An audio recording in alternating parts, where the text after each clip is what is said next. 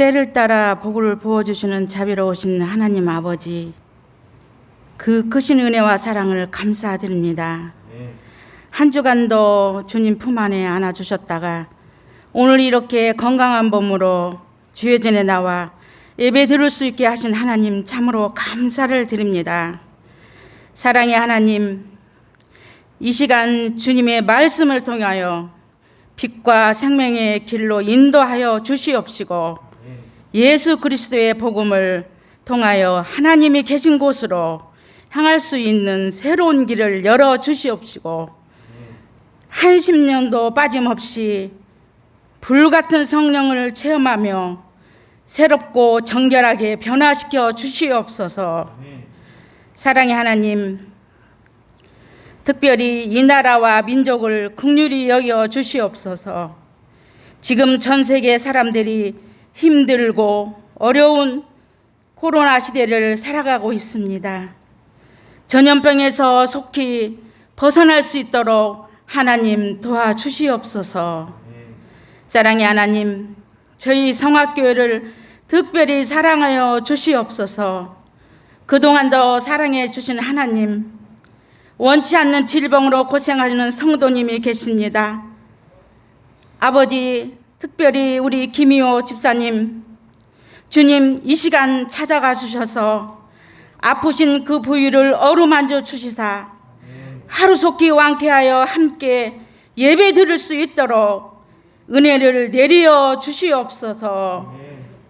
이 시간 주님의 말씀을 대언하시기 위해 단위에 서신 목사님 위에 축복하사 주님의 능력 있는 말씀으로 저희에게 역사할 수 있도록 하나님 함께 하여 주시옵소서.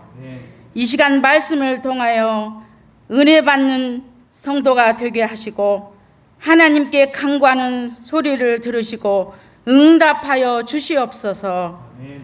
감사하며 살아계신 예수님의 이름으로 간절히 기도드렸사옵나이다. 아멘. 하나님 나라의 가족 두 번째 시간을 함께 나누겠습니다. 지난주에 우리는 부모를 공경한다는 것이 이 땅에서 삶의 분깃을 이루도록 누리도록 하시는 하나님의 시작점이다, 이렇게 말씀을 나누었습니다. 사도 바울은 에베소서에서 약속 있는 첫 계명이다, 이렇게 부모 공경에 대해서 우리에게 가르쳐 주셨습니다. 성경은 두 가지 부모에 대해서 이야기를 하죠. 육신의 부모만 있는 것이 아니라 하나님이 우리의 심판자가 아니라 사실은 아버지가 되기를 원하신다 하는 것이 성경의 이제 핵심 메시지잖아요. 우리가 이 땅을 살면서 심판자인 하나님이 아닌 아버지 하나님을 새롭게 만나는 것, 이것이 복음 안에서 이루어지는 능력이 되는 것이죠. 사실 하나님을 경외하지 않는 것은 불효하는 겁니다. 하나님이 우리의 모든 근원이시기 때문에 육신의 아버지를 경외하지 않는 것이 불효하는 것인 것처럼 온 우주를 창조하시고 우리 영혼을 지으신 하나님을 경외하지 않는 것은 불효입니다. 신앙은 이 하나님을 아버지로 다시 만나는 것이죠. 우리가 어려운 것은 마치 예전에 지금 시대가 그런 것이 아니라 조선시대에서 왕과 스승과 우리 부모님을 신적인 권위로 올려놓아서 절대적으로 복종하지 않으면 관계가 형성되어지지 않는 이 무자비한 권력 가운데 있었던 것을 아버지의 자리로 내려보내는 그런 작업이 필요하기 때문입니다. 여러분 한번 가만히 생각해 보세요. 일본 사람들이 결혼을 하면 아내가 성을 남편 성으로 바꿀까요? 아버지 성을 유지할까요? 여러분 한번 맞춰보세요. 갑자기 엉뚱한 이야기를 해서 그런데 되게 중요한 이야기입니다. 바꿀까요? 안 바꿀까요? 바꿉니다. 남편 성을 따라갑니다. 또 영국은 어떻습니까? 바꿉니까? 안 바꿉니까? 바꾸죠. 그렇죠? 독일은 바꿉니까? 안 바꿉니까? 바꿉니다. 세상 대다수의 나라들은 성을 바꿉니다. 근데 우리나라는 안 바꿉니다. 왜 그렇죠? 부모의 권위가 더 중요하다고 생각하기 때문입니다. 우리는 상투를 틀었습니다. 왜 상투를 틀었습니까? 머리카락 하나가 빠져서는 안 되는 거죠. 부모가 주신 것이기 때문에 안 된다는 겁니다. 이거는 효가 아닙니다. 이것은 효가 아니고 부모를 신적인 권위로 올려놓은 것입니다. 우리의 육신은 부모님이 주시기도 하지만 하나님께서 이 땅에 보내신 것이기 때문이죠. 그러니까 하나님 안에 같이 경배할 때 부모가 비로소 사랑의 대상으로 법 위에서 군림하면서 생사여탈권을 가지고 있는 무소불위의 권력을 가진 부모가 아니라 따뜻한 온기가 느껴지는 사랑이 주고받는 그런 사랑의 관계가 되는 것입니다. 그래서 에베소서에서는 주 안에서 부모를 공경하라, 약속 있는 첫 계명이라고 하셨습니다. 약속이라고 말했는데 이것은 이 땅에서 삶의 분깃을 누리는 것입니다. 하나님을 아버지로 경외하고 이 땅의 부모님을 참되게 경외하고 공경할 때 하나님께서 나이가 오래 산다 이런 개념이 아니고 하나님이 원래 우리에게 주시고자 하는 삶의 분깃이 다 있다는 거예요. 그 분깃을 누리도록 약속하신다 하는 그 메시지를 함께 나누었습니다. 오늘 메시지는 이 간음에 대한 메시지입니다. 간음이라고 하는 것은 청년들에게 해당되는 것이 아닙니다. 혼전, 순결 이런 것도 중요하게 치지만 그런 걸 다루는 것이 아닙니다. 간음이라고 하는 것은 자유행위, 어린아이들, 청소년들 자유행위 그런 걸 다루는 게 아닙니다. 이 간음이라고 하는 것은 부부 관계를 깨트리는 것을 간음이라고 말합니다. 그런데 예수님께서는 이것을 이 땅에 가져오시면서 음욕을 품는, 여자를 보면서 음욕을 품는 것이 간음이다라고 말씀했습니다. 이 간음이라고 여자를 보고 음욕을 품는 것은 무엇을 말합니까? 그 사람을 성적인 대상으로 여기는 것입니다. 사람은 그 한 사람 안에 모든 것이 담겨 있습니다. 그 사람의 과거와 미래와 현재가 그 사람 안에 있습니다. 그 사람이 어떤 인생을 살 수 있을지 알지 못합니다. 그래서 함부로 평가하면 안 됩니다. 저 사람 참 망했어, 못됐어, 저 사람은 안 될 거야, 그런 얘기 하면 안 됩니다. 왜냐하면 하나님께서 그 사람을 어떻게 이끌어 가실지 모르기 때문입니다. 꽃이 피기 전에, 열매가 맺기 전에 도대체 무엇이 있는지 그 사람에게 알지 못하기 때문입니다. 그 사람을 함부로 평가하면 안 되는 것이죠. 성적 대상화, 창녀 혹은 요즘에 있는 이제 마사지 샵에서의 그 음란한 이런 행동들은 그 사람을 돈 주고 대상화 시키는 것입니다. 사람은 그렇게 팔고 팔릴 수가 없는 존재이고 하나님의 형상으로 만들어져 있기 때문에 귀하게 여겨야 되는 것입니다. 그런데 어떤 일면을 보고 대상화시켜서 마치 물건처럼 여기고 가짜 관계를 맺는 것, 이것을 예수님께서는 음란이라고, 간음이라고 말씀하셨습니다. 이것은 영적 간음이라고까지 말씀하셨습니다. 절대로 마사지샵 가면 안 됩니다. 여러분, 지금 교회는 숫자가 줄고 있는데 전국적으로 통계가 어마어마하게 늘어나고 있습니다. 건강한 데도 있겠지만 대부분은 경쟁하면서 아주 상태가 안 좋아지는, 질이 나쁘다는 얘기를 들었습니다. 그것은 사람을 돈 주고 사는 것입니다. 대상화시키는 것입니다. 그래서 위험한 것입니다. 나도 대상이 됩니다. 대상이 되고 그것도 대상이 되면서 삶이 무너지게 되어 있는데 이런 거 하면 안 되는 것이죠. 예수님께서는 이 간음에 대해서 아주 엄중하게 말하면서 마음의 분노, 사람을 마음으로 정죄하고 분노하는 것은 살인이라고 말씀하셨고, 음란의 마음을 품고 그 사람을 상대하는 것을, 이것을 음란, 이 간음이라고 표현하면서 이 마음을 지키는 것이 얼마나 중요한지 가르쳐 주셨습니다. 청소년들, 청년들, 어른들 참 많은 분들이 신앙생활을 한다고 하지만 음란물을 보는 분들이 계십니다. 한 번 보면 두 번 보게 되고 두 번 보면 세 번 보게 되고 감각이 무뎌지게 된다는 이야기를 듣습니다. 성적으로 세상 여인을 한 여인으로, 딸이 누구의 딸이고 누군가의 엄마이고 누군가의 친구이고 누군가의 아내일 수 있는 그 사람을 성적 대상화시켜서 돈을 주고 살 수 있다고 생각하는 것입니다. 그것을 성경에서는 간음이라고 부르는 것입니다. 이거 대단히 위험한 행동들입니다. 이것들은 의지로 빠져나갈 수 있는 것이 아닙니다. 내가 의지로 오늘 마음 결단을 하고 끊겠다, 끊어지는 것이 아닙니다. 자신이 얼마나 영적으로 심판의 두려움인 것이 아니라 사람을 참된 사람으로 대하지 않고 대상화시켰는지 하나의 물질로 여기고 돈으로 살 수 있는 대상으로 여기고 자신의 죄를 낱낱이 고백해야 거기서부터 힘이 생기고 그 회개의 고백을 통해서부터 삶에서 이기는 역사가 일어나게 되는 것이죠.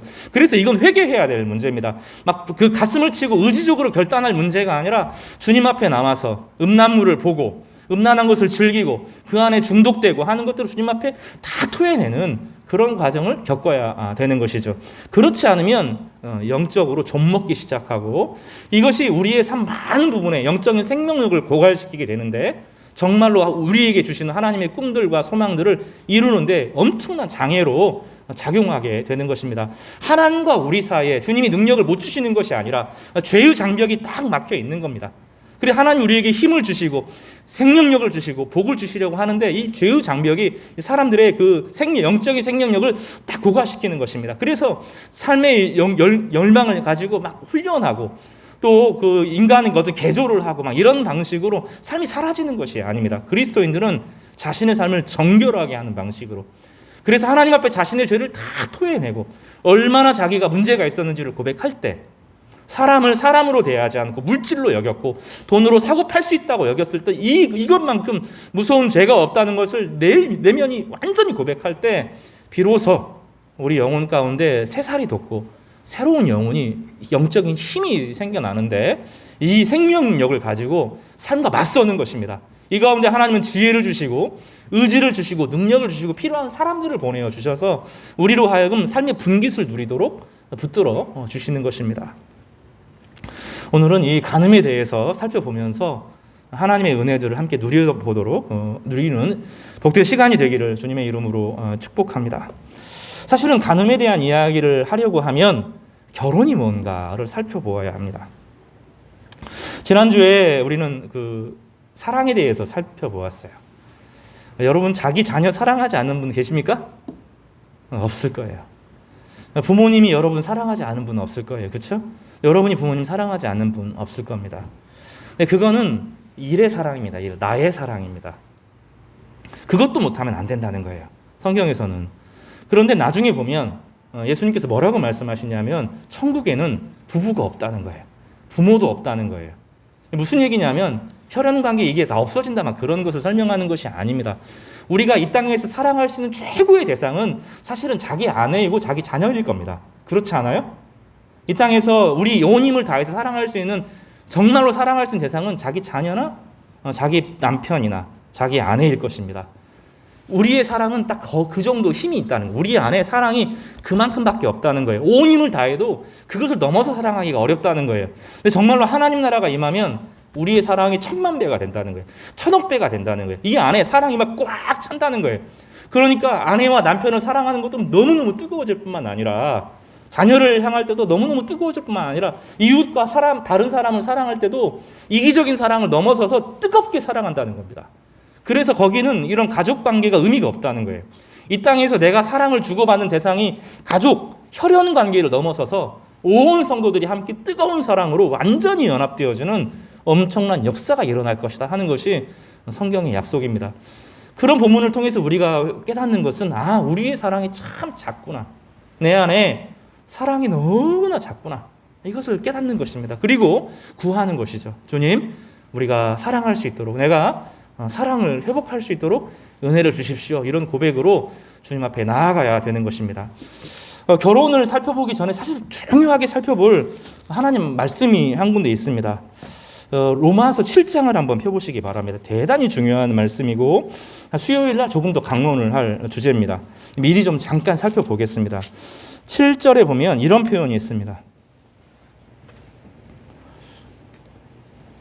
7절을 한번 보십시오. 7절과 8절인데 복음의 기본 중의 기본입니다. 이 부분이 정리가 안 되니까 기독교인으로 살아가는 것이 버겁고 어려워요.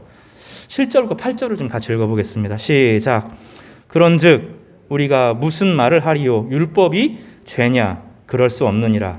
율법으로 말미암지 않고는 내가 죄를 알지 못하였으니 곧 율법이 탐내지 말라 하지 아니하였더라면 내가 탐심을 알지 못하였으리라. 그러나 지금 중요합니다. 시작. 죄가 기회를 타서 계명으로 말미암아 내 속에서 온갖 탐심을 이루었나니 이는 율법이 없으면 죄가 죽은 것임이라. 무슨 말씀인지 제가 설명을 좀 드리겠습니다. 구약의 출애굽기 20장에 보면 하나님의 율법이 기록되어 있습니다. 율법은 선한 것입니다. 따라서 해볼까? 율법은 선한 것이다. 그런데 율법을 들으면 그 율법을 내가 지킬 수 있으면 좋겠지만 율법을 못 지키면 내가 뭘 하는 거예요? 율법은 선한 것이지만 율법을 못 지키면 나는 어떤 사람입니까? 죄를 짓는 사람이죠. 다시요, 저 대단히 중요합니다. 율법이 있는데 율법대로 내가 살면 율법을 이루는 사람이지만 율법을 못 지키는 사람이면 나는 뭐가 됩니까? 죄 밑에 있는 사람이 되는 거죠. 그러니까 선한 율법이 있는데 선한 율법 때문에 나는 뭐가 되는 겁니까? 다시요. 선한 율법이 나를 어떻게 만들어요? 죄인으로 만들죠. 그렇죠. 그러면 죄인으로 만들면 하나님은 나에게 어떤 분이 됩니까? 죄를 심판하는 심판주가 되겠죠. 율법은 우리를 정죄합니다. 율법은 선한 율법이 우리를 정죄합니다. 여러분 주변에서 한번 생각을 해보세요. 너 이거 틀렸어. 너 이거 틀렸어. 너 이거 틀렸어. 제대로 못해. 이런 소리를 100번, 1000번을 들으면 사람이 어떻게 됩니까? 자존감이 무너집니다. 그러니까 가정 안에서 친밀감과 사랑을 가르치기 전에 규칙과 규율을 가르치면 그 아이를 죄로 가두게 되는 겁니다. 그러면 죄가 그 사람과 사람 사이를 좀먹게 되는 거죠. 그러면 그 죄 때문에 선한 율법이 사람의 자존감을 무너뜨립니다. 자존감이 무너진 사람은, 자아 존중감이 무너진 사람은, 자기에 대한 따뜻한 힘과 용기를 가지지 못한 사람은 죄를 못 이깁니다. 놀라운 것은 더 약해진다는 거예요. 복음은 하나님께서 그런 분이 아니라 그래서 예수께서 우리를 위해서 죽으심으로 죄로 율법과 하나님과의 관계, 율법과 나와의 관계를 깨트리시고 하나님과 예수 그리스도와 우리 사이를 가족으로 하나님 나라의 가족으로 만드신다는 것입니다.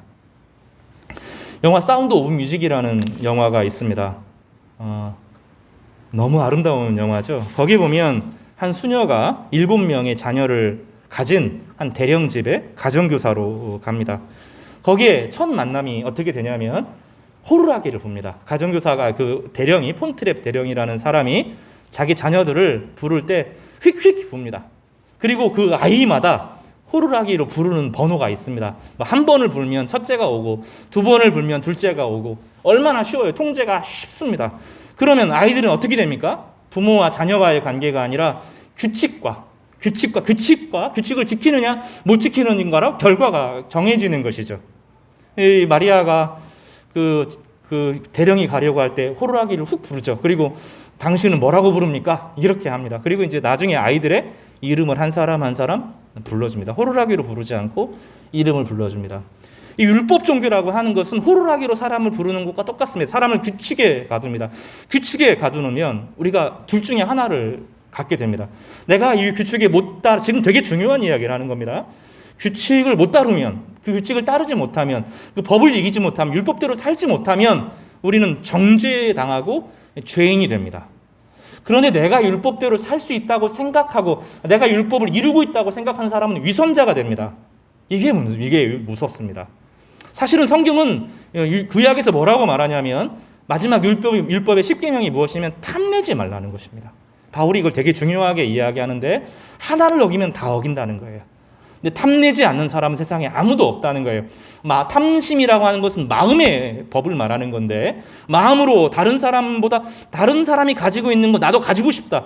이거를 죄라고 말한단 말이죠. 하나님이 주신 분깃으로 만족하지 못하는 이것을 죄라고 이야기할 때 사람은 탐심을 가지고 있으면서 나는 의롭게 살고 있고 거룩하게 살고 있고 거룩한 하나님의 백성이라고 착각한다는 것입니다. 그러면 위선자가 됩니다. 그리고 그것이 하나의 종교 집단이 되고 교회가 되어지면 앞에서는 철저하게, 왜냐하면 자기가 정죄당하기 싫으니까 거룩하고 착한 척하지만 속내를 이야기하지 못합니다. 자신의 약점을 드러내지 못합니다.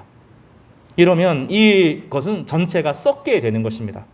청교도가 그걸 경험한 거예요. 한 세기 전체를 이 탐심의 문제와 위선의 문제를 경험하고 이거 아니다 하고 은혜의 종교로 돌아서게 되는 결정적인 계기들이 있었습니다. 그래서 오늘 이 가늠하지 말라라고 하는 본문도 이 법의 문제를 가지고 덤벼들면 우리 중에서 예수님께서 그 얘기를 하는 거예요. 우리 중에서 가늠한 사람이 한 명도 없다는 거예요. 예수님께서는 그 가늠하다 잡힌 한 여인을 심판하는 사람들 앞에서 사람들이 그 사람들을 향하여 웅성웅성거리면서 구약의 율법에서는 저 가늠하다 잡힌 여인을 돌로 쳐야 되거늘 당신은 뭐라고 하시겠습니까? 이렇게 질문을 던지죠. 근데 예수님께서 아무 말도 하지 않으셨어요. 침묵을 하시고 뭔가를 썼어요. 이게 어려워요. 뭘 썼는지 아무도 모릅니다. 아마 몇 월 며칠 몇 시 어디 이런 게 썼을까요? 그 안에 있는 사람이 가늠하진 않았어도 다른 죄를 지었던 것들을 썼을까요? 오랜 침묵을 가지고 한참 글을 쓰시더니 주님께서 한마디를 하십니다. 죄 없는 자가 돌로 치라. 죄 없는 자가 돌로 치라. 율법 종교를 박살내는 것이죠. 하나님 앞에 누구나 다 죄인이고, 하나님 앞에 누구나 다 악한 사람이고, 하나님 앞에 심판을 견딜 수 있는 사람은 아무도 없다 하는 것을 선언하십니다. 그때 사람들의 마음에 양심이 찔려서 돌을 내려놓고 돌아갑니다. 예수님께서도 나도 너를 정죄하지 않겠다, 다시는 죄를 짓지 말라 하고 권면하시면서 그 한 스토리가 일단락 됩니다. 이 간음이라고 하는 것은 우리 마음의 문제에 대한 이야기를 하는 것입니다. 지금 저희는 기독교는 율법 종교가 아닙니다. 윤리를 앞세우는 종교도 아닙니다. 그래도 놀라운 것은 무엇이냐면 하나님의 사랑을, 이 율법을 벗어나서 율법을 이겨내고 예수 그리스도의 사랑을 경험하면, 옛날에는 율법을 지키려고 해도 안 됐던 것들이 믿음으로 역사하는, 사랑으로 역사하는 믿음 안에서 성취가 된다는 것입니다. 사람을 보는데 하나님의 사랑을 경험하고 하나님이 우리를 사랑하시는 것을 누리니 그 다음부터 어떻게 됩니까? 다른 사람을 사람으로 대하게 됩니다. 대상으로 대하지 않습니다. 저희 교회에 중직자분들이 있습니다. 대단히 존귀한 분들입니다. 그 역할이 되게 중요하고 그분들이 기도와 교회를 섬김을 통해서 교회가 지켜집니다. 그분들이 기도와 헌신이 없으면 안 됩니다. 그렇지만 중직자로만 사람을 보면 안 됩니다. 장로님 이전에 이름이 있는 한 사람의 아빠고 한 사람의 엄마고 또 한 사람의 아들이고, 하나님께서 그 과거와 현재와 미래를 지키셔서 그로 하여금 아름다운 인생을 주시고자 열망을 품고 있는 한 사람을 보여지게 되는 것입니다. 그러면 함부로 대할 수가 없습니다. 한 사람을 소중하게 대합니다. 내 안에 사랑이 넘쳐나게 되는데 그것이 세상의 죄악을 이기는 것입니다. 그래서 가만히 보면 어릴 때 혹독하게 율법을 가르치는, 그리고 사랑을 가르치지 않은 이런 아이들이 나중에 가면 병적인 증상들이 너무너무 많아요. 요즘에 이제 TV에서 그런 프로들이 있습니다. 어린 아이들을 상대하는 5살, 10살 아이들을 치료해주는 그런 프로그램이 있는데 대부분의 문제들이 부모에게서 옵니다. 부모가 아이들과 친밀한 관계로 사랑한다, 안아주고 들어주고 격려하고 그 관계를 맺기 전에 그 부모님이 저 멀리 있든지 사랑을 보여주지 않든지 엄청난 규칙을 가르친다든지 규칙으로 아이들을 평가한다든지 그러면 아이들이 무너지는 것입니다. 성경은 그런 종교가 아닙니다. 성경은 로마서 7장을 가만히 읽어보세요. 아니라는 겁니다. 율법은 선한 것이지만 율법이 우리를 죽음으로 몰아가고, 율법은 선하고 하나님의 의지이지만 오히려 그 율법 때문에 죄가 들어오고 그 죄를 우리가 자각하면서 죄를 이기지 못하고 자존감이 무너지고 자존감이 무너지면서 세상을 아름답게 살지 못하게 된다고 말합니다. 그래서 예수 그리스도가 오셔서 이 모든 것을 성령으로 해결하셨다 하는 것이 로마서 7장과 8장의 엄청난 주제입니다. 이거는 세상의 심리학이 다룰 수 없는, 철학이 다룰 수 없는 우리 영혼의 문제를 가르쳐주고 있는 정말로 어마어마한 영혼의 그 거울과 같은 메시지를 이 안에 담고 있는 것입니다. 그래서 성도 여러분, 율법이 우리를 지켜주지 못합니다. 규율의 종교가 우리를 하나님 백성 만들어주는 것이 아닙니다. 출애굽기 20장에 있는 십계명도 그거 지켜야 구원을 얻고 그거 지켜야 상 받는다, 그런 얘기가 아닙니다. 아무 조건 없고 자격 없는 자들에게 하나님이 은혜를 주셔서 사랑으로 살 수 있도록 최소한의 규칙들을 가르쳐 준 것입니다. 성도 여러분, 우리 율법의 지배 아래에 놓여 있었다면 여러분 이제 예수 그리스도를 바라보시기를 바랍니다. 그분이 다 해결하셨습니다. 그분이 다 해결하셨고 그분이 하나님의 모든 저주를 끊으셨고 죄의 저주, 죽음의 저주를 끊으신 겁니다. 그리고 나서 보니 하나님을 아빠라고 부르는 것입니다. 갈라디아서 4장 6절에 그 표현을 하는 거예요.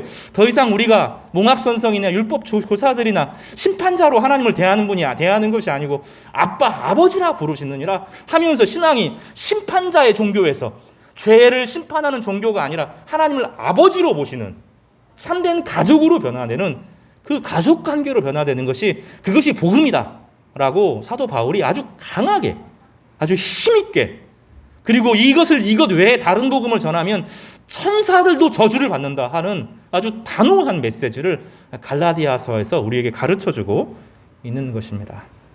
그래서 우리는 이 본문을 대하면서 훨씬 더 근원적으로, 간음하지 말라라고 하는 이 본문을 대하면서 훨씬 더 근원적으로 살펴봐야 되는 것이죠. 도대체 하나님께서 가족을 주신 목적이 무엇인가 하는 것을 생각해 봐야 되는 것입니다. 성경에서 창세기 2장 18절에서부터 25절까지 가족에 대한 이야기, 하나님께서 최초의 가족에 대해서 이야기를 가르쳐 주셨습니다. 거기 보면 여호와 하나님이 이르시되 사람이 혼자 사는 것이 좋지 아니하니 내가 그를 위하여 돕는 배필을 지으리라 하시니라. 이렇게 하나님께서 먼저 계획하신 것입니다. 하나님은 우리의 외로움을 아십니다. 그리고 하나님은 외롭지 않으세요. 하나님은 성부, 성자, 성령의 완전한 사랑의 교제 가운데 거하고 계시기 때문에 사랑을 주고받는 분입니다. 그래서 그 어떠한 인간도 외롭지 않기를 원하세요. 이거는 단지 결혼 문제만을 해당되는 것이 아닙니다. 세상에 하나님께서는, 따라서 하나님께서는 그 어떠한 인간도 혼자 외롭지 않기를 바라신다. 그래서 외로운 사람들을 보면 가슴이 아파야 돼요. 저 사람 혼자 병상에서 혼자 외롭겠구나. 그 아픈 환자를 돌보면서 외롭겠구나. 경제적으로 돈이 없으면 사람 못 만나거든요. 경제적으로 어려운 사람들을 생각하면 저 사람 외롭겠구나 생각해야 되는 거예요.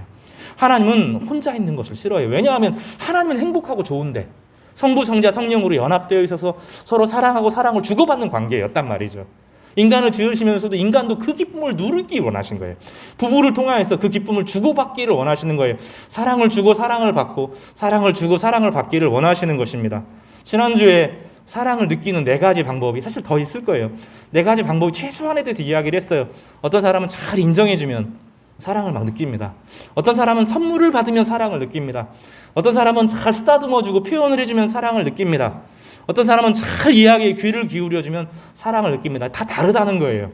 근데 어찌하든 간에 남녀가 서로 사랑을 주고받으면서 행복하도록 하나님께서 가정을 주신 것은 바가지 긋고 막 엄청난 책임을 지고 막 이런 게 아니라 그 너머에서 그 훨씬 더 깊은 차원에서 사랑을 주고받아서 더 이상 외롭지 않은 관계가 되도록 만드신 겁니다.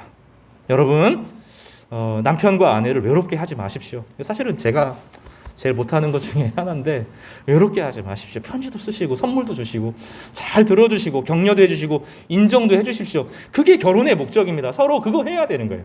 아내가 혹은 남편이 가정에서 만나면 그들 반가워하면서 표현을 해야 됩니다. 사랑이 식으면 안 돼요. 사랑이 뭐 3년 4년 지나면 식는 거 그런 거 아닙니다. 표현이 달라지는 거예요. 표현을 하지 않기 때문입니다. 표현을 하시고 표현을 받아주십시오. 자녀들에게도 그것이 흘러가도록 만들어 주시기를 바랍니다.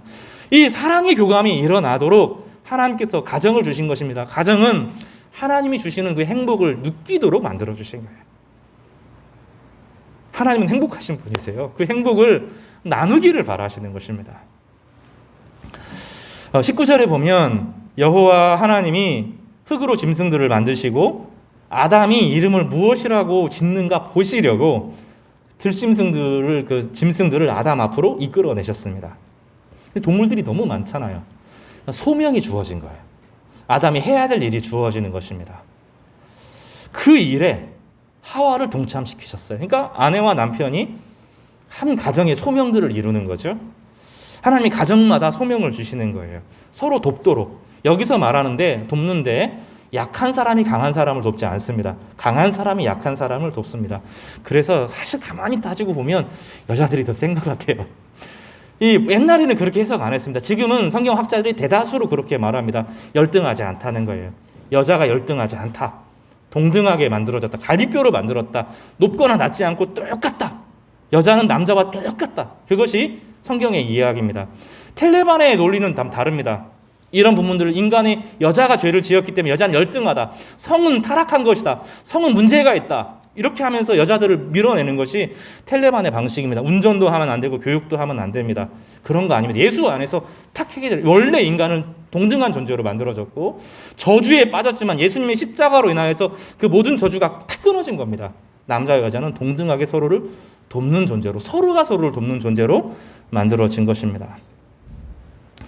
그리고 22절에 보면 여호와 하나님이 아담에게 취하신 그 갈빗대로 여자를 만드시고, 이 갈빗대는 심장을 보호하는 뼈입니다. 생명과 같은 것이고 존중되어야 되는 것입니다. 그를 아담에게로 이끌어 오셨다라고 표현하면서 결혼에 대해서 인간의 주도권이 아니라 하나님의 주도권에 대해서 먼저 말씀을 하십니다. 내가 누군가를 택하는 것처럼 보이지만 여러분 기도하셔야 됩니다. 그래서 자녀들에게 결혼에 대해서 미리 기도하도록 요청해야 되고, 또 지금 내가 살고 있는 남편이 좀 못생기고 좀 키가 작고 아니면 내가 생각하는 것도 너무 크고 막 여러 가지 조건들이 나하고 안 맞아도 늘 생각해야 됩니다. 하나님이 나의 어떠한 부족함을 채우기 위해서 나에게 보내셨다. 이런 기대를 하셔야 됩니다. 성도 여러분, 예전에 사도 바울이 사역을 할 때 그리스도인을 대다수가 노예들이었습니다. 남편이 정상적이지 않았어요. 돈으로 산 경우도 많았습니다. 억울한 일을 많이 당했습니다. 그런데 본문을 가지고 주님께서 이게 사도 바울이 가르치는 거예요. 그런 것처럼 보여도 네가 희생자로 피해자 코스프레하면 안 된다는 거예요. 왜냐하면 네가 지금 겉으로 약해 보여도 돕기 위해 너 여기 존재한다. 그걸 믿었어요, 사람들이. 그리고 헌신적으로 남편이 때리고 때로는 구타하고 지금 그거 하면 안 됩니다. 그렇게 억울한 일을 그 당시 그랬다는 거예요. 억울한 일을 당해도 내가 이 사람보다 정귀하다. 이 사람은 폭력의 지배를 당한 사람이고 사탄의 종의 지배를 받았지만 나는 하나님의 종이다라는 자부심이 그들에게 있었습니다. 그래서 자기 자녀들을 믿음으로 잘 양육한 겁니다. 그러면서 복음이 이기게 되는 역사를 경험하게 됐던 거죠. 이 본문에 보면 내 뼈 중에 뼈요, 살 중에 살이라. 진실한 사랑의 고백이 있었습니다. 그러니까 하나님의 주도권을 좀 인정할 필요가 있어요. 이 사람이 이해가 안 되고 납득이 안 되는 것처럼 보여도 무언가 하나님의 계획이 있다는 것을 믿으셔야 됩니다. 그리고 돕는 배필이 되십시오. 때로는 남편이 안 믿을 수 있어요. 지금 참 얼마나 감사해요. 두 사람이 믿는 두 사람이 가정을 이루는 것은 너무 복되고 감사한 일이죠. 지금 문제가 뭐예요? 남자들이 없어요. 서울이나 이런 데 가보면 비율이 7대3이면 양호한 겁니다. 남자 3에 여자가 7입니다. 비율이 맞지를 않아요. 그리스도인들이 찾을 수가 없어요. 너무너무 어려운 상황이 됐어요. 그래서 믿음의 가정을 이루는 것은 축복 중에 축복입니다. 쉽지가 않아요. 믿음을 여러분 아실 거예요. 혼자 신앙생활 하는 분들이 얼마나 외로운지 자기가 가장 소중한 하나님에 대한 고백을 남편이 못 알아들어요. 내가 가장 기뻐하고 즐거워하는 것을 옆에서 알아줘야 내 존재감이 생기는데 그걸 전혀 몰라요. 그 마음 가운데 병이 든다고요. 예전에 2000년 전에 그랬습니다. 대부분 그리스도인들이 안 믿는 사람들이랑 결혼할 수밖에 없었습니다. 이거는 원해도 불가능해서 대부분 노예로 팔려가고 유대인들이 다 노예로 팔려가고 흩어져 있었고 하나님 믿는 사람들이 대부분 약한 사람들이었기 때문에 안 믿는 사람들이랑 결혼하는 것이 태반이었습니다. 그런데도 이 창세기 1장을 믿어야 돼요. 하나님께서 이 가운데 뭔가 계획이 있으시다는 거예요. 그리고 그 말씀을 가지고 살아가면 하나님께서 주도권을 주신다는 거예요. 제가 오늘 예배 전에 무슨 얘기를 했냐면 사도 바울과 신라 얘기를 했습니다. 이 사람들이 예수님을 증거하면서 엄청난 역사가 일어났어요, 낮에. 그런데 사람들이 이 사람들 때문에 우리 돈줄이 끊겼다고 하면서 사도 바울과 신라를 감옥에 쳐넣었습니다. 피해자가 됐어요. 선한 일을 했는데 피해자가 됐습니다. 억울해하면 하나님 나는 피해자입니다. 이 분함을 어떻게 합니까? 막 이렇게 되는 게 아닙니다. 그 사람들이 그렇게 하지 않았습니다. 피해자로 자기를 여기지 않고 기뻐했어요. 매를 맞고 이 사람들이 기절했거든요. 여러분 기절할 때까지 매를 맞는 건 도대체 얼만큼 맞는지 모르겠습니다. 죽도록 맞은 거예요. 기절을 하고 새벽에 아파서 깼어요. 근데 기쁨이 생기는 거죠. 오늘 복음 전했다. 그리고 뭐 합니까? 찬양을 하고 기도를 하나님께 올려드립니다. 그때 지진이 일어납니다. 지진이. 그 사람들이 너 인생을 좌지우지하지 못한다. 내가 너의 하나님이다 하고 딱 붙들어줍니다. 착고가 탁 풀어지고 문이 열리면서 사람들이 죄수들이 다 도망갈 수 있는 상황이 되는 거죠. 이 간수가 이제 사색이 된 겁니다. 죄수가 도망가면 간수가 자기 목숨으로 돈이 아니라 목숨으로 몰아내야 되거든요. 그때 이 주도권을 사도 바울이 딱 가져오면 안 나가고 사랑을 보여주면서 주도권을 가져옵니다. 삶의 주도권을 그가 딱 가져옵니다. 피해자 코스프레로는 주도권을 가져오지 못해요. 그 가운데 하나님께서 나와 함께 하신다. 내 상황을 하나님께서 여기에 이끄신 이유와 목적이 잘 지금은 모르겠지만 있을 것이다 하고 찬양과 기도를 하면서 하나님께 영광을 돌릴 때 하나님은 주도권을 그 사람이 갖도록 삶의 문제들을 사람들이 끌어가는 것이 아니라 그 사람의 기도와 능력으로 삶이 전환될 수 있도록 그 사람을 주인공으로 만들어 놓으시는 것이죠. 2000년 전에 성도들이 한 것이 그것입니다. 남편이 안 믿고 믿을 수 있는 상황이 아니고 이제 예수님 믿긴 믿었는데 상황이 견고할 때 그들은 믿음으로 오랫동안 기다리면서 자기 자녀들에게 하나님 말씀을 묵상하고 가르치고 예수 그리스도의 십자가의 은혜를 가르쳤던 것입니다. 22절에 창세기 2장 22절에 나오는 것은 하나님의 주도권에 대한 이야기입니다. 내가 필요하지 않는 것처럼 보여도 하나님께서 이끄시기 때문에 기도로 반응해야 된다는 겁니다. 기도로 결혼을 준비해야 되고, 결혼 생활을 할 때도 내 의지와 각오로 내 기질로 막 신앙생활, 결혼 생활을 유지하려고 하면 안 되고, 성도들은 자기 가정을 위해서 기도해야 된다는 겁니다. 늘 아내가 내 옆에 있고, 늘 남편이 내 옆에 있고, 내 자녀가 늘 옆에 있는 게 아님을 알아야 돼요. 하나님께서 은혜로 우리를 지켜주셔야 하나님께서 이 가정이 아름다워지는구나 기대를 가지면서 결혼을 하든 결혼을 하지 않든 자신의 가정을 위해서 믿음으로 기도해야 된다는 거예요. 자기가 주도권을 갖지 않도록, 자기가 왕이 되지 않도록 하나님께서 이 일들을 이끌어 가시도록 기도할 필요가 있는 거예요. 그러면 하나님께서 선하고 아름다운 영향력을 그가 발휘할 수 있도록 하나님 안에서 대리 통치권을 누리게 하시는 것이죠. 남자는 여자를 고백합니다. 내 뼈고 내 몸이다. 내 몸 중에 몸이요, 내 살 중에 살이라, 뼈 중에 뼈요, 살 중에 살이라고 깊은 사랑의 고백을 합니다. 여러분, 이 고백 하셔야 됩니다. 저도 좀 반성합니다. 이 고백 하셔야 돼요. 그래서 이 사람과 나와의 친밀감이 흐트러지지 않도록, 이 바람을 피우는 문제는 밖의 외부의 문제가 아니라 안의 친밀감이 깨어져서 그래요. 그 사람을 소중히 여겨야 되는데 그 사람이 소중하게 여겨지지 않고 당연한 것으로 여겨질 때가 문제예요. 그 사람이 왜 나를 위해서 밥을 하고 설거지를 하고 청소를 하고, 그게 당연한 게 아니래요. 그 사람이 인생을 쏟아부어서 내 옆에 있어주는 게 얼마나 큰 줄을 알아주는 거예요. 남자도 여자도 그래서 고백을 해야 돼요. 늘 고백의 공동체가 이 가족의 첫 번째 모습이에요. 하나님의 주권을 인정하면서 서로가 서로에게 고백되어야 돼요. 당신 때문에 내가 산다. 내가 혼자가 아니라 당신이 내 옆에 있어서 내가 외롭지 않다. 참 고맙다. 이 고백을 늘 하는 신앙의 공동체가 되는 것이죠. 24절에 보면 이러므로 남자가 부모를 떠나야 됩니다. 부부 사이에 부모가 간섭하면 안 됩니다. 힘들고 어려워도 스스로 사회 나갈 수 있도록 격려하고 지켜줘야 됩니다. 두 부부 사이에 기도로 같이 결정하고, 같이 찬양을 하고, 같이 마음을 모으고, 같이 예배를 드리고 하면서 그 두 사이의 견고함이 그 누구도 그 사이에 들어오지 못하도록 견고하게, 그 사이 그 누구도 침범하지 못하도록, 심지어 부모라도 침범하지 못하도록 딱 지켜야 되는 것입니다. 아내는 남편을 존중하고 남편은 아내를 깊이 사랑하고, 같은 말입니다. 서로를 존중해 줄 때 이 공동체가, 하나님의 아름다운 공동체가 회복이 되는데, 그때 하나님, 예수님, 성령님이, 성부, 성자, 성령이 누렸던 그 행복의 기쁨이 그 부부 사이에 스며들게 되고, 그 관계가 확대되는 것이 자녀와의 관계입니다. 그래서 이 부부의 행복이 먼저이고요, 부부가 행복한 그 행복을 함께 자녀들과 나누는 것을 우리는 가족이라고 부릅니다. 성경에서 말하는 가족은 너무너무 의미가 있는 거예요. 하나님의 사랑을 함께 누리기를 원했던 것이죠. 한번 생각을 해보십시오. 내가 이번 주에 자기 자녀 부모를 향하여서, 혹은 자기 아내를 향하여서, 혹은 남편을 향하여서, 자기 자녀를 향하여서 이런 사랑의 고백을 했었나?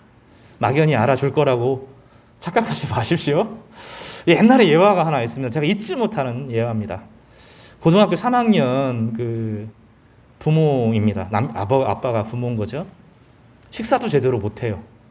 그리고 그 자리가 있는데 버스를 타고 출퇴근을 하는데 자리가 있는데 자리에 앉지 못합니다. 왜냐하면 지금 이 시간에 내 자녀는 죽도록 고3이라고 시험 공부할 텐데 아빠가 돼가지고 그 마음에 동참을 해야 되지, 그런 마음을 갖고 살아요. 근데 1년이 지나고 나니까 자식과 부모가 원수가 되는 거죠. 아빠는 사랑했는데, 그 자녀의 고통에 동참하기를 바랬는데, 아이가 원했던 건 그런 게 아니죠. 너 힘들지? 괜찮니? 내가 사랑해. 괜찮아. 이거 수능 못 봐서 새로운 기회가 있으니까 용기 잃지 말고 하는 데까지 최선을 다해보자. 말 한마디였던 거죠. 그러니까 내가 아무리 사랑해도 소용없어요. 이 사랑이 그 사람이 알아줄 거, 몰라요, 그거를. 자기 자녀 몸에서 나온 자녀도 자기 속을 몰라요. 알 수가 없어요. 알 거라고 생각하면 안 되는 거예요. 그래서 그 사람은 나와 다른 거예요. 부부여도 달라요. 남자와 여자로 지었다. 그래서 다르기 때문에 완전히 독립된 개체임을 알고, 이거를 대화로, 표현으로 연결해 가면서 사랑을 배워가는 거죠. 그래서 그 둘이 연합한다라고 하는 말은 이 사람이 내 거다는 소유 개념이 아니에요. 이 둘이 예수 그리스도 안에서 하나로 연결되어져서 서로 대화를 통해서 표현을 통해서 한 몸이 되어가는 과정을 겪는 것이라고 성경은 우리 가운데 지속적으로 가르쳐 주는 것입니다. 하나님께서는 오늘 핵심이 무엇입니까? 하나님께서 결혼을 주신 목적은, 또 결혼과 자녀를 주신 목적은 하나님의 행복을 함께 누리기를 원하셔서예요. 친밀감을 누리도록 하시기 위해서였어요. 하나님과 우리의 관계는 심판과 죄짓고 심판받는 그런 대상이 아닌 거예요. 텔레반도 그 종교고, 유대교도 그런 종교고, 구약의 우리나라 유교도 그런 종교입니다. 성경은 심판주의 종교를 깨트리고 하나님 아버지를 우리의 아버지로 고백하는 사랑의 공동체로 우리를 만들어 주시는 것입니다. 그래서 예수님께서는 사마리아 여인의 문제에 대해서 네가 그동안 남편이 5 있었지만 그거 진짜 남편 아니다. 그리고 그 여인에게 다시 기회를 주신 것이죠. 간음이 나쁜 것이 아니라는 것이 아니라 간음은 악한 것이고 죄를 저지른 것이지만 다시 기회가 열려있다고 말하면서 하나님 아버지 앞에서 새로운 관계를 말씀하신 것이고, 요한복음 8장 1절에서 11절까지 그 여인에 대해서도 간음한 여인과 더불어서 그 사람에게만 책임이 있는 것이 아니라 공동체 전체의 책임을 물으셨고, 그로 하여금 새로운 인생을 살 수 있도록 기회를 주신 것입니다. 요한복음 19장 26절에서 27절에 보면 아주 의미심장한 이야기가 나옵니다. 예수님께서 십자가에 달려 돌아가실 때 예수님의 어머니 마리아와 다른 제자들은 다 도망가는데 사도 요한만 남아 있었습니다. 예수께서 자기의 어머니와 사랑하시는 제자가 곁에 서 있는 것을 보시고 자기 어머니께 말씀하시되 여자여 보소서 아들입니다. 이렇게 말했고, 또 제자에게 이르시되 보라 내 어머니라 하신데 이렇게 말했습니다. 그리고 그 제자는 사도 요한은 예수님을 자기 집에 모시고 자기 어머니로 섬깁니다. 이거는 그 유교 이런 개념이 아닙니다. 혈연 관계를 넘어서서 피가 통하지 않았는데 성령 안에서 한 가족이 만들어졌다는 거예요. 그래서 기독교 공동체는 혈연주의를 넘어섭니다. 우리가 생각하는 가부장 제도 안에서 엄마 아빠가 둘이 결혼하고 자녀를 낳는 그것만 가족이 아니라 성령 안에서 모든 사람이 한 가족이고 그리스도의 몸으로 받아들이는 것입니다. 여기서 진짜 몸이 생깁니다. 교회는 이걸 믿는 거예요. 교회는 우리를 한 가족, 하나님 아버지를 섬기는 한 가족으로 서로를 배우도록 하시는 그런 공동체임을 가르쳐 주는 거예요. 제가 요즘에 공동체라는 말을 쓰는 게 참 불편한데, 성경이 지금 공동체라는 말을 쓰지 않고 교회라는 말을 쓰고 몸이라는 단어를 씁니다. 몸인 거예요. 몸으로. 예수님 안에서 성찬을 통해서 한 몸으로 빚어져 가서 성도들을 대할 때, 우리 형제 자매들을 대할 때 형제 자매로 대하고, 어르신들을 대할 때 내 어머니로 대하고, 우리 자녀들을 대할 때 내 자녀로 대하는, 그래서 이 공동체가 혈연주의를 뛰어넘는, 지금 죽어서 우리 가는 천국은 우리의 사랑이 10,000,000배가 되겠지만 이 땅을 살아가는 가운데서도 성령의 은혜 가운데 이게 회복되어지도록 하는 것입니다. 우리는 그런 사람들을 몇 사람 보고 있습니다. 예전에도 여러 번 설교했지만 서서평 선교사님은 2번 엄마에게 버림당했습니다. 태어났는데 엄마가 아이를 놓고 미국으로 건너가 버렸어요. 또 애가 나중에 자라서 청소년 시기 돌아와서 미국에 들어갔는데 엄마가 얘가 기독교를 믿는다고 얘를 쫓아냅니다. 2번 버림받았습니다. 그런데 이 서서평 선교사님은 복음을 가지고 이 땅에 왔고, 이 땅에 여자아이들, 또 그 문둥병 걸린 아이들, 이런 사람들을 자기 자녀로 입양시켜서 자기 자녀로 대하고 그들의 엄마가 되고 아빠가 되고 그들의 언니가 되고 누나가 되어주는 그런 일들을 했습니다. 가슴 아픈, 사실 그 일제시대가 끝나고 나서 가슴 아픈 일들이 많았는데 한국인과 결혼한 일본 여자들이 많았어요. 정책적으로 후반에는 그런 것들을 했습니다. 많은 사람들이 돌아갔는데 남은 사람들이 있어요. 정말로 이 기구한 인생을 살아며 그 사람들의 인생은 기구합니다. 그 중에 윤학자와 같은 분은 예전에 윤치호라고 하는 그 전도사님과 결혼을 했다가 전쟁 중에 윤치호가 죽습니다. 윤학자라고 하는 분은 이 땅에 남아서 목포에 고아원을 세워서 자기 자녀들로 아이들을 삼았습니다. 장기려라고 하는 이 박사님, 우리 의료보험제도, 그분이 없었으면 우리나라 의료보험제도가 없습니다. 아주 신실한 그리스도인입니다. 션파선으로 인해서 원래 북한 분인데 돌아갈 수가 없게 되었습니다. 부산에 살면서 수많은 어린 아이들의 아빠가 되어주고 그 사람 끝까지 재혼하지 않고 끝까지 홀로 살면서 자기 결혼은 한 번으로 족하고 그렇지만 이 땅에 있는 동안 수많은 자녀들이 내 자녀라고 생각을 하고 그들이 돈 때문에 치료받지 못하는 것이 없도록 하면서 이제 의료보험 제도를 시작을 하게 되었습니다. 신앙은 규율을 따르는 그런 종교가 아닙니다. 신앙은 서로 부모가 되어주고 자녀가 되어주고 친구가 되어주는 것이 신앙의 본질입니다. 예수님이 계속 강조하셨고 사도 바울이 강조한 것이 바로 이것입니다. 사도 바울은 이제 어떻게 오늘 갈라디아서 5장에 보면 뭐라고 말하냐면 율법이 우리에게 능한 것이 아니고 사랑으로 역사하는 믿음밖에 없다. 이렇게 단호하게 우리 가운데 가르쳐 줍니다. 따라서 해볼까요? 사랑으로 역사하는 믿음. 이것이 신앙의 본질이라고 가르쳐 줍니다. 여러분, 신앙생활을 시작하고 나서 지금까지 사랑이 자랐으면 잘하고 있는 겁니다. 내 안에 자기를 존중하는 자기 존재감, 자기 존중감, 타인에 대한 가치를 알아주는 존중감, 이게 자라고 사랑이 커가면 여러분은 잘하고 있는 겁니다. 그러나 만약 여러분 가운데 규율과 규칙이 자라남고 타인의 시선이 커졌다면 다시 회개해야 됩니다. 돌이켜야 됩니다. 잘못 가고 있는 겁니다. 큰일 나는 길로 가고 있는 겁니다. 신앙은 내 안에 사랑이 자라나는 것입니다. 사도 바울은 사랑은 여기 있다. 사도 요한은 사랑은 여기 있으니 우리가 하나님을 사랑하는 것이 아니오 하나님 우리를 사랑하는 것이다. 사랑에 대해서 이야기하고 사도 바울은 사랑은 영원하고 오래 참고 그리고 그 중에 제일은 믿음, 소망, 사랑 중에 제일은 사랑이라고 말씀하시면서 복음이야말로 사랑의 종교다고 사랑을 가르치는 사랑의 능력이라고 가르치고 있는 것입니다. 사랑이 없으면 아무것도 아닙니다. 아무리 오랫동안 뭘 했어도 아무것도 아닙니다. 그 사랑을 구하시는 성도 여러분 되시기를 바랍니다. 한 주간 사랑하고 사랑을 표현하는 우리 귀한 성도님 되시기를 주님의 이름으로 축복합니다. 기도하겠습니다.